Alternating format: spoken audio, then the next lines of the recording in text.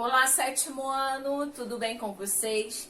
Hoje, terça-feira, dia 22 de setembro de 2020, é a nossa nona aula do terceiro bimestre.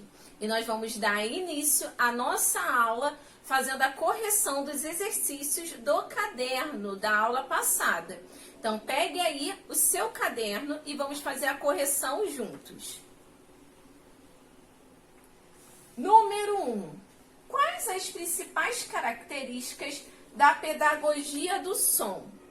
Tem na improvisação, criatividade e experimentos a sua sustentação, promovendo a educação musical por meio da composição de peças musicais, de instrumentos a partir de materiais reaproveitados.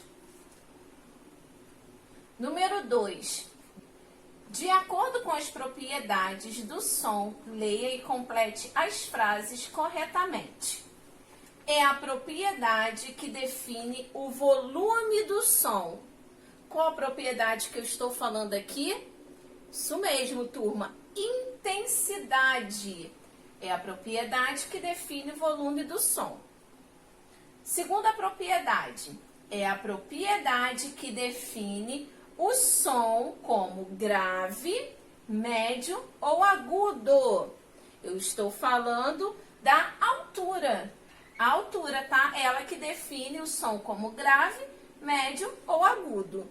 E agora a última é a qualidade e característica particular que nos permite determinar o que deu origem ao som. Então, essa propriedade é o timbre, tá? O timbre que é responsável pela qualidade e característica particular. Lembra que eu falei que cada instrumento musical tem um timbre diferente, assim como cada pessoa tem um timbre diferente. E número 3, leia, atira a seguir e responda. Às vezes, tudo que a gente precisa é um pouco de música para ser feliz. Então a pessoa estava ali bem chateada e colocou ali seu fone, começou a ouvir a música e olha como o semblante dela mudou. Quais os 3 elementos da música e quais as suas características? Então vamos lá. Os 3 elementos da música são melodia, ritmo e harmonia. A melodia é a organização de uma sequência dos sons, ou seja, é a forma com que os sons são emitidos.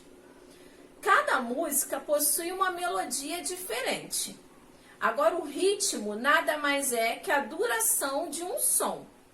E a harmonia é o agrupamento agradável dos sons. É a forma ideal de combinação de todos os elementos da música. Agora que nós já fizemos a correção, dos exercícios da aula passada, vamos dar início, aos conteúdos da nossa aula de hoje. Lembrando que hoje nós vamos finalizar a parte de revisão aí dos conteúdos do terceiro bimestre. E nós vamos falar do corpo humano expressando arte, tipos de danças e biodança, tá, turma? Não esqueçam de anexar todas as informações aqui do meu slide aí no caderno de vocês. E lembrando que esses conteúdos aqui nós estudamos nesse terceiro bimestre e no livro de vocês também, que está da página 64 até a página 74. Então, vamos começar falando um pouquinho aí sobre o corpo, O corpo, o movimento e a aprendizagem. Quem dança tem mais facilidade para construir a imagem do próprio corpo, o que é fundamental para o crescimento e a maturidade do indivíduo e a formação de sua consciência social. A dança é uma expressão artística baseada no movimento corporal. Ela aparece em 2 formas: o teatral e o social. Agora vamos aprender qual a diferença, de uma forma para outra. Vamos começar falando sobre a dança teatral. A dança teatral é executada num palco, tendo como estilos principais o medieval e o balé. Tá? O balé clássico, moderno e contemporâneo. Então, aqui eu separei uma imagem de um exemplo de uma dança teatral. Então, aqui vocês conseguem ver, né, ali, bem coloridos, utilizando ali acessórios, uma fantasia. E também tem o clássico também, né, o nosso famoso balé clássico. Então, mais uma apresentação, mais um exemplo de dança teatral. Agora vamos falar um pouquinho sobre as características da dança social. A dança social é praticada ao ar livre ou em clubes de baile.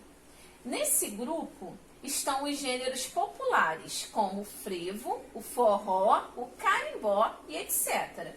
E as danças de salão, do ventre e de rua. Agora vamos observar aqui alguns exemplos. Então vocês conseguem ver uma apresentação. Essa apresentação não é no ar livre, é num clube próprio para esse tipo de dança. Você consegue até ver outro casal aqui atrás dançando.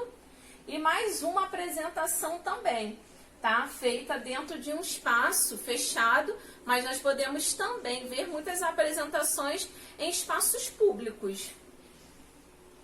Nos dois casos, os passos cadenciados são acompanhados de música e transmitem sensações e sentimentos por meio de um conjunto ordenado, teatral, chamado coreografia. Né? Então, por conta disso, vai montando a coreografia e nesses dois tipos de dança você consegue encontrar a coreografia presente. Agora nós vamos observar aqui, né, esse quadro aqui que é muito famoso do artista Romero Brito, que faz relação aí à música brasileira. Você consegue ver aqui, ó, a bandeira aqui do Brasil. Agora vamos falar um pouquinho de um grupo que tem se destacado muito, que é o grupo O Corpo, né? Que ele tem sido aí referência em relação à dança. Grupo Corpo é uma companhia de dança contemporânea brasileira, de renome internacional, criada em 1975, em Belo Horizonte, Minas Gerais. A característica fundamental do trabalho do corpo é a relação entre movimento e música. Além disso, destaca-se pela profissionalização dos bailarinos e da equipe técnica. Então, essa companhia de dança, eles formam o quê? Profissionais da dança contemporânea e moderna. Agora vamos observar aqui uma imagem de uma das apresentações do grupo e agora vamos assistir juntos, tá? Uma apresentação também, bem colorida. Vocês conseguem ver aqui, ó, o colorido bem presente nessa apresentação aqui. E agora vamos assistir outra apresentação.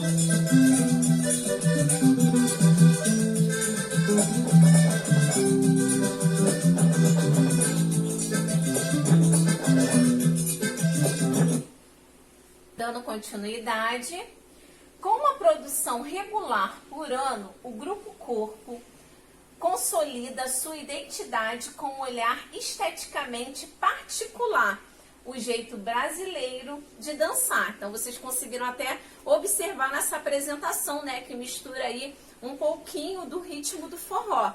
Então aqui vocês conseguem assistir, já observar, né, outro figurino de uma outra apresentação do grupo. Sempre bem colorido, né, bem alegre. A dança é uma forma de representação artística utilizada pelos seres humanos.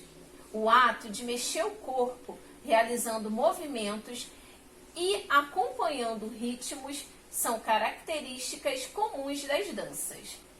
Ela é uma arte que não depende da utilização de ferramentas e materiais, mas simplesmente do corpo e da disposição do dançarino. Então vocês conseguem observar que algumas apresentações de dança têm acessórios que complementam ali os passos, mas não é obrigatório. Então vocês conseguem observar também, igual ali na apresentação que nós acabamos de assistir, que não tem nenhum acessório, eles não utilizam nenhum acessório durante a apresentação. O dia 29 de abril é considerado o Dia Internacional da Dança pela Unesco. A data é comemorada desde 1982 e foi criada para homenagear Jean Georges, o criador do balé moderno. Então, essa data, dia 29 de abril, então você que pratica dança, você que é um dançarino, né, no dia 29 você pode comemorar aí, que é o Dia Internacional da Dança. Existem vários tipos espalhados pelo mundo, pois cada cultura possui uma forma diferente de se expressar. Além disso, cada estilo foi sendo incorporado e adaptado ao outro, dando origem a novos tipos. Então, vocês conseguiram, né, até observar durante as nossas aulas vários tipos de dança, né? Então, são tantos espalhados aí pelo nosso Brasil e pelo mundo, graças ao que é a diversidade cultural de cada lugar. Agora nós vamos observar alguns estilos de dança, tá? Porque são vários. Como nós temos muitos, eu separei apenas alguns, que é o clássico, o jazz, o contemporâneo, sapateado, dança de rua, que é o meu favorito, e vários outros aí, né, espalhados aí pelo nosso mundo. Agora nós vamos relembrar um pouquinho, né, o que é a biodança, né, quais são as características da biodança.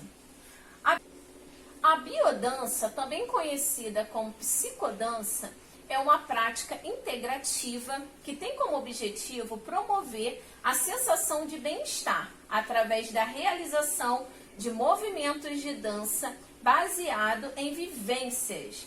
Além disso, essa prática promove diálogo não verbal entre os participantes, valorizando o olhar e o toque. Né? Vocês lembram que é uma prática, né, que é utilizada até em tratamentos médicos. Então, ali o grupo, ele interage um com o outro, né, sem falar, apenas ali no olhar e nos movimentos. Então, eu separei aqui uma imagem, né, de uma apresentação, né, uma aula de biodança, melhor assim. A biodança envolve dança e psicologia e integra os conceitos da biologia, psicologia e antropologia, promovendo a sensação de bem-estar, o relaxamento, o autoconhecimento e a criatividade. Dessa forma, a biodança tem sido utilizada no complemento do tratamento de algumas doenças, principalmente pessoas, né, que estão sofrendo aí de ansiedade, de estresse. Eles utilizam, né, a biodança para poder complementar aí, né, o seu tratamento. Agora vamos observar aqui mais uma imagem de uma aula de biodança. A biodança deve ser feita em grupo, ok, turma? Não esqueçam dessa característica, para que as pessoas possam ter o máximo de benefícios. Isso porque é importante que exista interação e sejam estabelecidas conexões através dos olhares e do toque, o que permite que a pessoa fique mais desinibida e consiga relaxar e ter maior sensação de autoconhecimento. Então, agora, né, que nós já fizemos a parte aí da revisão dos conteúdos, vocês relembraram um pouquinho cada conteúdo aí que nós estudamos no terceiro bimestre. Agora é o momento de vocês colocarem em prática, fazendo os exercícios da aula de hoje. Só que hoje tem algo diferente. Vocês estão acostumados a fazer a leitura do exercício hoje e fazer a correção só na próxima semana. Mas nós iremos fazer diferente. A correção será na aula de hoje, ok? Eu vou ler, vou dar um tempinho. Algumas questões eu tenho certeza que vocês vão conseguir responder muito rápido, mas essas questões, né, que vocês precisam escrever um pouquinho mais, se for necessário, eu quero que vocês pausem aí, dá um pausezinho aí no vídeo, responda e depois faça a correção, tá bom? Porque semana que vem será o nosso terceiro trabalho avaliativo. Então, semana que vem eu vou fazer somente a leitura aí do trabalho, não terá correção. Por esse motivo é que nós vamos fazer a correção dos exercícios da aula de hoje, ainda nessa aula, ok? Então, vamos aí fazer a leitura dos exercícios. Lembrando também que é para vocês copiarem aí no caderno de vocês os exercícios, tá? Que não tem no livro. É para copiar no caderno e responder também no caderno. Número 1. Leia, atira a seguir e responda. Não adianta, eu não vou me render a essa tal de dança do ventre. Aí ela ficou aqui lendo o livro. Daqui a pouco, ó, ela já estava aqui, ó, balançando a cabeça. Aí a professora veio, aham, né? Quer dizer, ela acabou se rendendo. Agora a pergunta: quais os benefícios da biodança? Acabamos de falar aqui, né, sobre a biodança, sobre o seu objetivo, as suas características. E agora eu vou querer saber quais são os benefícios desse tipo aqui de dança, né, que é usada até para complementar tratamentos médicos. Anota aí no caderno de vocês quais são os benefícios da biodança.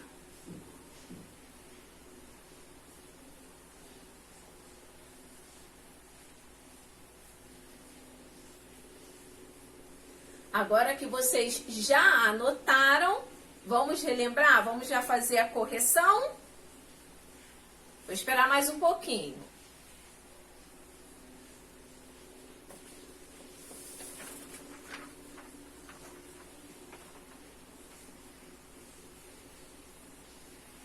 Fácil, né, turma? Então vamos lá. A biodança é uma prática integrativa que tem como objetivo promover a sensação de bem-estar através da realização de movimentos de dança baseado em vivências. E os benefícios são vários: físico e principalmente mental. Estímulo das emoções, estímulo da criatividade, ajuda a relaxar, diminui a ansiedade, o estresse, aumenta o prazer de viver e diminui a timidez. Agora, vamos passar para o número 2. Qual o mais antigo estilo de balé? Apenas uma resposta está correta. Então, o mais antigo estilo de balé é A, balé romântico, B, balé clássico, C, balé contemporâneo ou letra D, balé moderno. Tá, gente? Ó, bem fácil. O mais antigo estilo de balé. Marca aí a resposta correta. Vai lá, marca aí. Vamos fazer então a correção? É fácil, né? A resposta correta é letra B, balé clássico.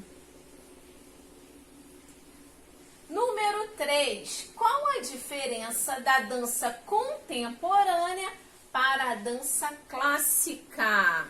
Qual é, turma, a diferença? Tem diferença nos movimentos desses tipos de dança, né? Anota aí qual a diferença da dança contemporânea para a dança clássica.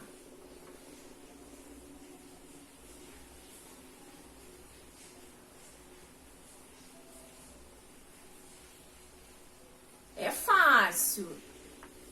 Coloca aí as características, qual a diferença de uma para a outra.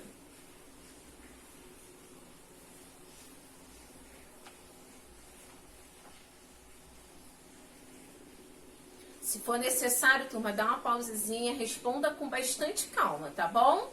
Não precisa responder correndo.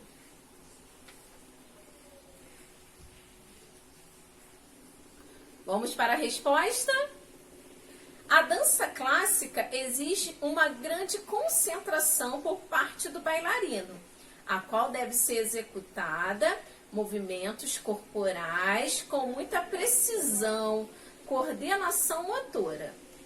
Já na dança contemporânea, o bailarino ele tem maior liberdade, tanto para criar e fazer aí as movimentações, né? Movimentar aí seu corpo. Essa é a diferença. Então, o clássico, né? O bailarino precisa seguir certas regras, que no contemporâneo tem regras, mas o bailarino, ele tem mais o quê? Liberdade para improvisar durante a apresentação. Então, turma, por hoje é só. Nos vemos semana que vem, tá? Fiquem com Deus, uma terça-feira abençoada. Tá? E nos vemos semana que vem para a leitura do nosso terceiro trabalho avaliativo. Fiquem com Deus. Tchau, tchau.